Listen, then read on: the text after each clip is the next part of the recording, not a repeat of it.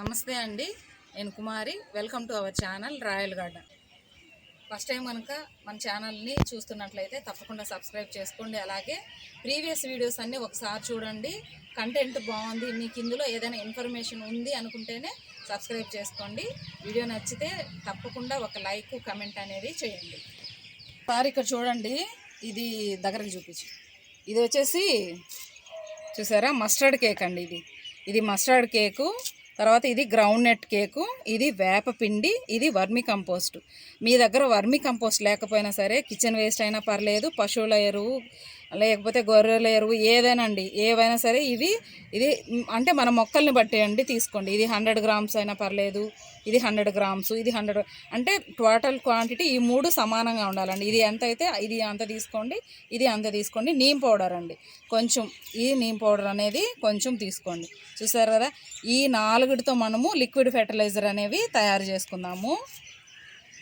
4 అయితే ఏమున్నాయంటే, ఇప్పుడు mustard cake, ఈ గ్రౌండ్ నట్ కేకు మనకు ఇందులో చాలా పోషకాలు ఉంటాయండి. ఇవి మనకు గానుగ పడతారు కదా, ఆ ఆయిల్ తీసేసిన తర్వాత వచ్చినటువంటి చెక్క అండి ఇది. ఈ చెక్కలో చాలా అంటే ఇప్పుడు మస్టర్డ్ కేక్ వాడుతూ ఉంటాం కదా, ఈ మస్టర్డ్ కేక్ అంటే కూడా 7 రెట్లు అధికంగా పోషకాలు అనేవి ఇందులో అండి.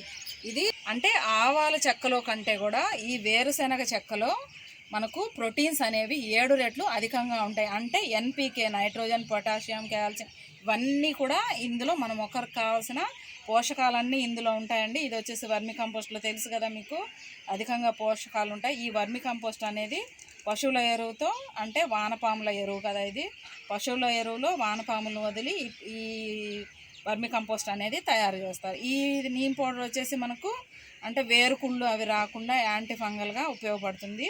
వీటితో మనము లిక్విడ్ ఫెర్టిలైజర్ అనేది ఎలా తయారు చేయాలో ఒకసారి చూద్దాము.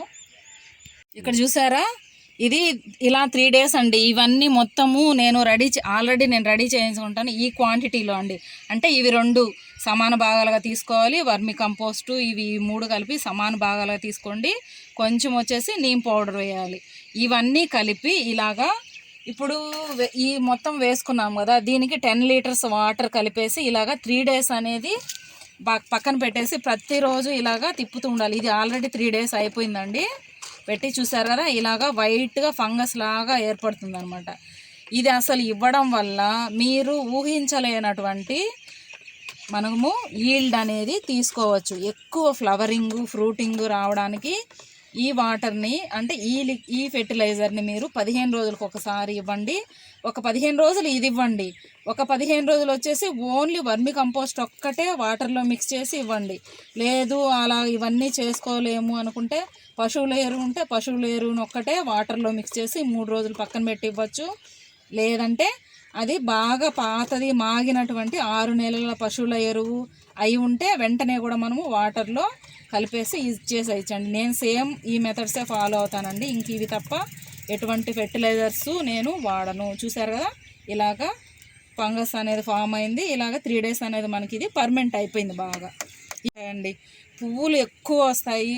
మీ ఫ్లవరింగ్ సీక్రెట్ ఏంది, తర్వాత వచ్చేసి మీరు ఎక్కువ కాపు రావడానికి సీక్రెట్ ఏంది అని అడిగారు. ఇదేనండి, ఇంక ఇవి తప్ప నేను ఇంకేం వాడనండి. ఇందులో చాలా పోషకాలు ఉంటాయండి. ఎన్పీకే అంటే nitrogen, potassium, calcium, iron, zinc మొత్తం అండి. ఈ మనము మస్టర్డ్ కేక్ వేసాము, పల్లి పట్టి ఇవన్నీ పల్లి చెక్క ఇవన్నీ వేసాం కదా. తర్వాత వచ్చే వర్మి కంపోస్ట్లో వచ్చేసి పశువుల ఎరువుతో తయారు చేస్తారు కాబట్టి అందులో చాలా పోషకాలు ఉంటాయి. నీమ్ పౌడరు మనకు ఫెర్టిలైజర్గా పనిచేస్తుంది, అలాగే పెస్టిసైడ్గా కూడా పనిచేస్తుంది. ఇలా మనము 3 days సోక్ చేసుకున్నాం కదా. 1:10 రేషియోలో అండి.